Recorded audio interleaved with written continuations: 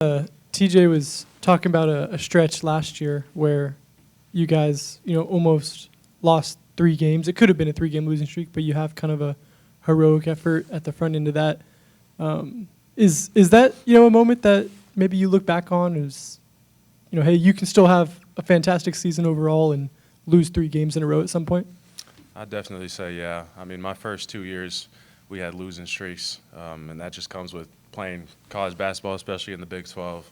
Every team you play could have a night where it's hard to beat them or it's just going to be a great competition. So we realized that it's a hard conference. It's a long season. There's going to be ups and downs, and obviously we're in a down spot right now, but the good thing about that is we got time to make our way out of it. Do you remember watching College Game Day when it came here 10 years ago?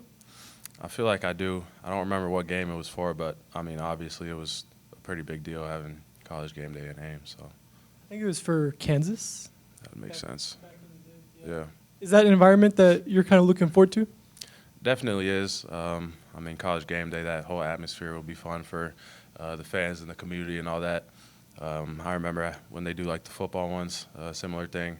They had it for the Cy-Hawk game a few years ago, so that was fun. Just the environment for the fans and everyone, just to bring some more excitement, and then we're going to be able to go out there and compete. Coach talked about some of the external pressures of the home winning streak, the national high, AP ranking, different things kind of maybe starting to affect the team from an external distraction standpoint. How did you see that maybe affect your guys' day-to-day approach? Yeah, I'd say, I mean, obviously it's hard to not see things on social media and stuff, especially when we all have so many different types of it. And obviously it's great when you're winning games and all that, and then you lose 1 or 2 games and people start to turn on you and you see negative things. So we all realize it's part of it, and just have to learn how to handle it. Obviously it's an external distraction, so try to just block it out when it's good and bad news, and then just focus on what we can do to keep winning games. And he talked about in the locker room after the game to Kansas, body language being really good, mentioned eye contact, there being a general attitude amongst you guys of, we're going to fix this, the time is now to fix it. How did you guys, in your eyes, and just kind of see the team respond to that after a pretty frustrating game on Monday? Mm-hmm. After the Kansas State game, body language was bad. The whole game really was down for us. So I saw a big difference from that loss and the loss at Kansas. Completely different from body language and just the attitude of the guys. Obviously didn't get the win in either of those games, but at Kansas we felt like we played harder. We played more like ourselves. Just wasn't the day for us to get that win, and obviously they played a great game. But after that game, it was a positive view to just see guys sort of have that hunger in their eyes. I feel like that's something that we needed. We needed to hit some adversity. It'll help us later down the road. Tamin, how would you describe the last few days of practice since you guys got back from Kansas as you guys try to work through this tough patch? It's been intense.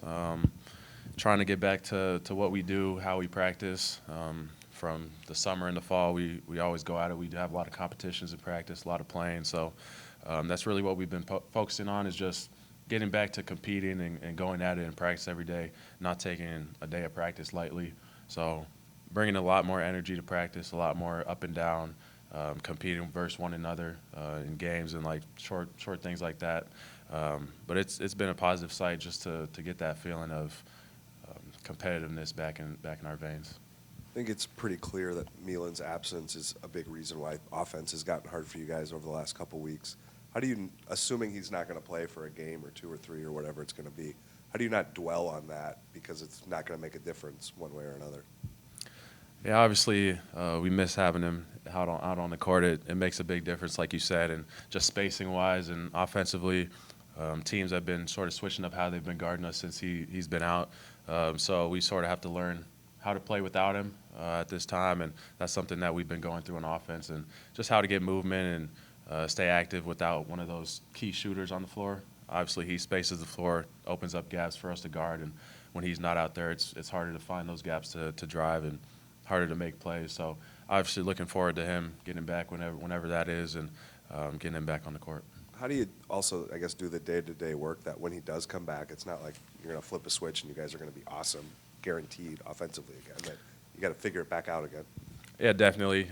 We all wish it could just be like back to what it was with him coming back, but obviously he'll have to adjust with obviously being out conditioning wise and just getting back into flow. And obviously hand injuries aren't easy when basketball. You use your hands the whole time. So just realizing that it might not be an instant impact, but it's definitely going to make a difference. Speaking of hand injuries, how's your thumb? It's getting a lot better. Last week it was hurting pretty bad every day. Now it's not too bad. I mean, yeah. What is the injury? It's like I don't really know how to describe it. It's a small crack, maybe small hairline fracture, I think they said, but just in like the tip of my thumb. So just sort of splint it up, wrap it up, and it doesn't bother it too much. I mean, it hurts a little, but it's probably because there's a crack in it. Just a small broken thumb. Yeah. Obviously, you mentioned this down, having this 3-game losing streak, but now your next 4 games, you have 3 or 4 at home. How big is it to kind of get that turnaround here, especially knowing that the majority of your games coming up are going to be at home? Definitely. Playing at home is awesome, especially when we're struggling like we are right now. We would love to play every game at home right now, just get that feeling of excitement and energy back and back on the winning train. So looking forward to playing as many home games. Like you said, the next 3 out of the next 4 are home. So looking forward to being in front of the fans, having our home crowd, and hopefully taking advantage of that and getting some wins. Tamin, obviously these past 3 games didn't go your guys' way, but do those ones just kind of show how tough and how deep the Big 12 conference is as a whole? Definitely. I feel like the Big 12 is deep. It's tough from top to bottom, even when some teams' records aren't as good. I feel like teams just improve throughout the whole year in the Big 12, especially when you start competing against each other. So we don't really try to look at records because any team can beat any team on any given night, as we see in the Big 12, and that's something that's great about it. You're going to go out and compete against a great team. So obviously we say record doesn't matter. Go out and try to get the win.